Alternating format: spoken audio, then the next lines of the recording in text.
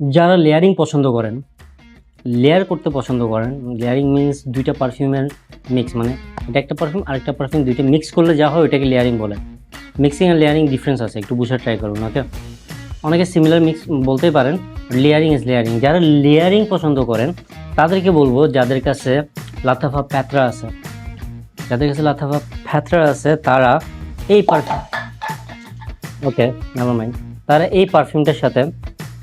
এই পারফিউমটার সাথে লাতাফা আঙ্ঘামের যেটা আছে সিঙ্গিং অ্যান্ড সং এর লাতাফা আঙ্ঘাম, ওইটা মিক্স করে দেখেন।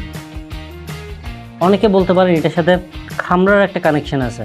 আমিও ফার্স্টে স্নিফ করার পর এটার সাথে আই ফিল লাইক খামরার জমজ ভাই, বাট না ভাই, দিস ইজ সামথিং এলস।